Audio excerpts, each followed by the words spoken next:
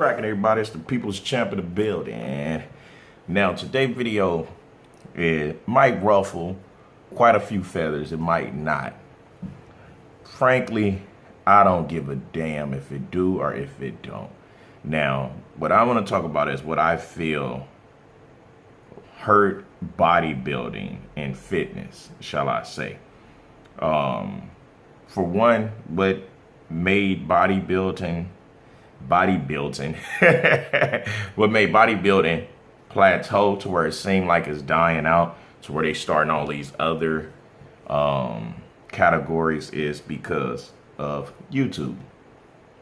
Once YouTube came out, it made it to where that anyone could be a bodybuilder and can be perceived as a professional bodybuilder. Normally we would have to wait for the magazines to come out, or we can look up and get a VHS tape, you know. Then it went to DVDs. Oh shit. Sorry about that. Now, I'm not saying that YouTube itself did it, but far as everyone being able to go on YouTube, like Boston Lloyd, when he was super young on YouTube, taking growth hormone, insulin, testosterone, you name it, taking all these drugs under the sun. And everybody was like, oh shit, this dude is hardcore.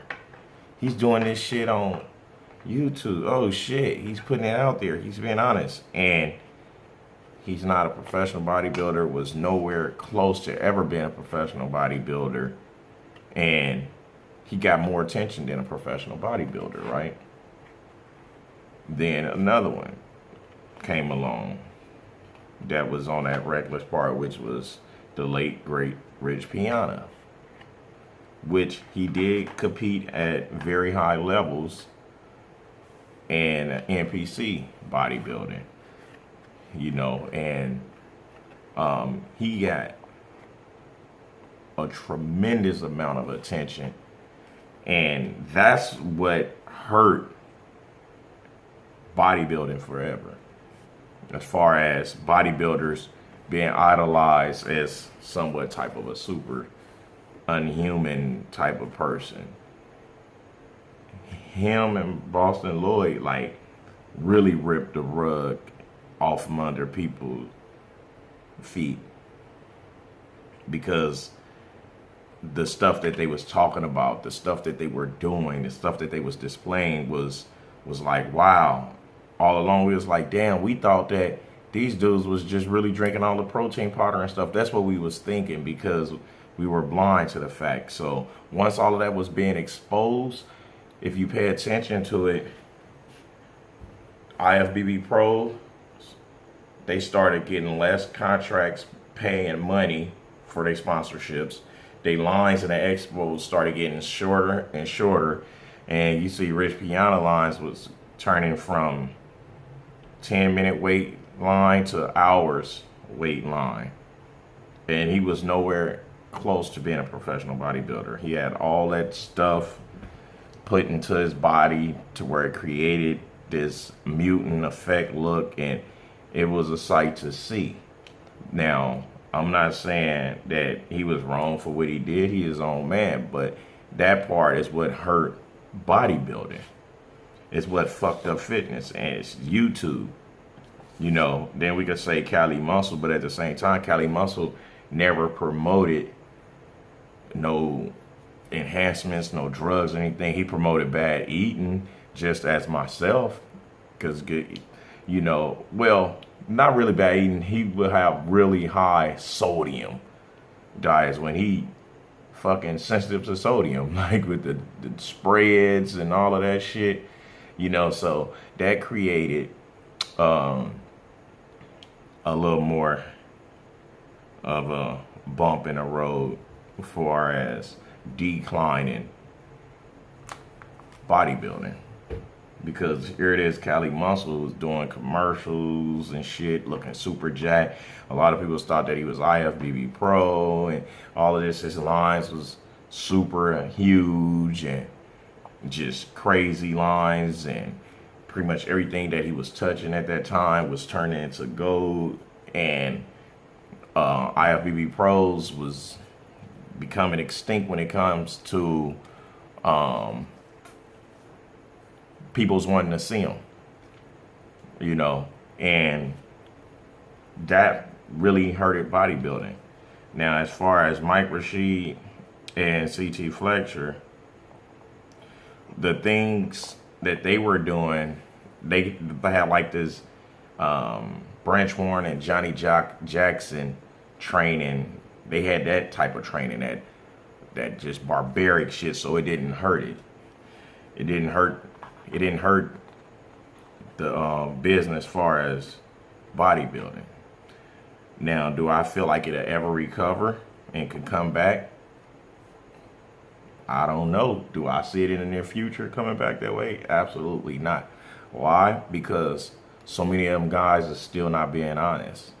So many of them can't be honest, because if they was to actually be honest and face the music, they'd be scared that they'd be risking their sponsorship contracts. But what they haven't learned from Rich, Cali, Boston, and CT and all of them, fuck a sponsorship. You can actually bring out the stuff yourself. You can actually do it yourself. That's why a lot of people think I'm reckless with my son, because at the end of the day, I still am employed by myself. I work for myself. You know, the last company I was with dropped me because of the whole Rich and Mack Truck beef. They dropped me and tried to say that it was Rich lawyers was contacting him, when I know Rich wasn't gonna have no lawyers contacting him. One thing for sure, Rich had an image that he had always portrayed, and he wasn't gonna be having no lawyers telling on this and that. So, and then when I looked further and I noticed that they had the 5% for life tattoos on them and all that, it just, they chose to not do business with me, which was cool, because I was already telling them that I could only get them a 6-month short-term contract with them, because I was already building up to bring my own stuff out and do my own thing, which all they did is just sped up my process of doing it. So it wasn't no love lost. It's just, be honest. Don't lie and say why, you know, you don't let me go and all that. No, we're still gonna be brothers. No, we're not brothers. I don't want to hear that shit. You know what I'm saying? So that's what I feel fucked the game up.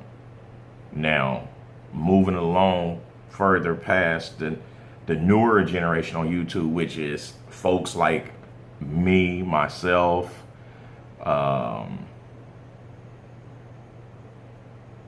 who else is up there like myself that's new? Because Mike and Pump Chasers and fucking Globe Liner, they were already there before me or whatever. And anything that came after me in his fitness that was new, I don't know. Because I can't say Gym Gang, because they were nowhere near the momentum built up with what I did. They tried it, they failed tremendously. And they won't ever bounce back from that, because they are exposed as being fucking fakes, rats, law enforcement, trying to be thugged out gangsters, crackheads. Yeah, crackheads. Red is a fucking cokehead. Anyway, so do I feel like I put a black eye on fitness? Well, Strength Cartel, Big Boy now. Yeah.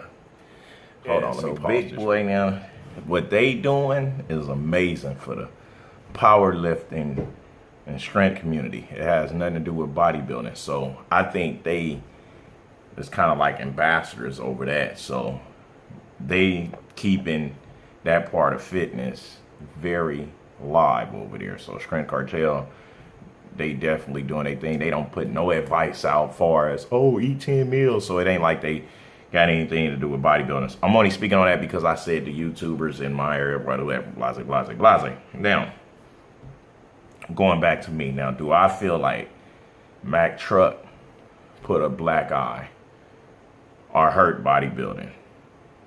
Now, y'all know I always keep it all the way 100 done.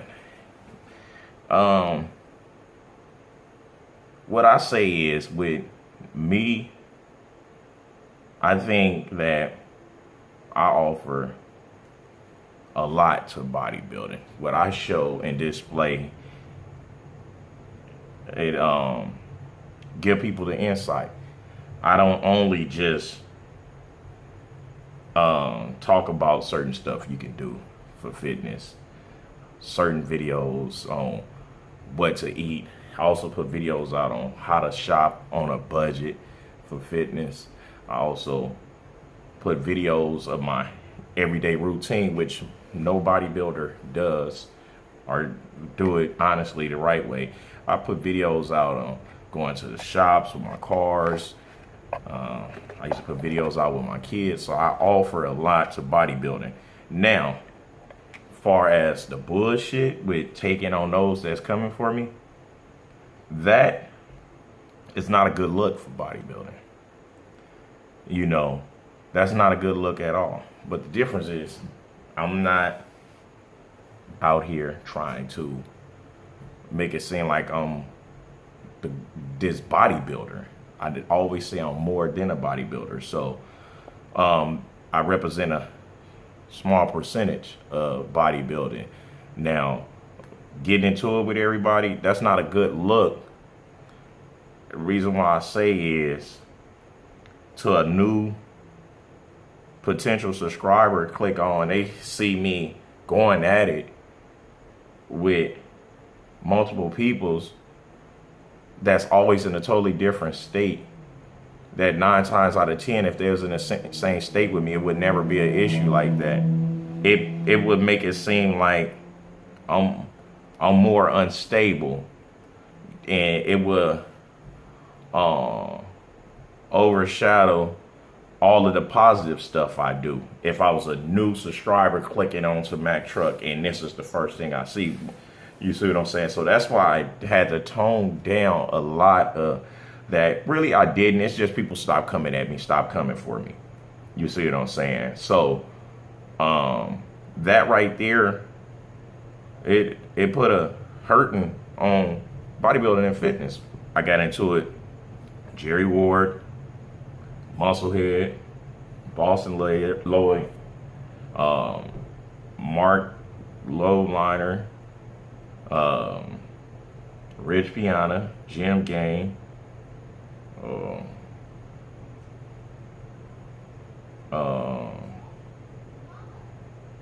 quite a few more people, but I never ever started that shit. I never ever went after them or took a jab at, oh, fucking whatever. What's that dude's name? Bradley Martin took a shot at me, subliminal, and everybody be subliminally trying to do it. Me, I just go directly at my man. So, I feel like that if that was all I was doing, that would be hurting actually fitness. So that did put a black eye. You can close the door.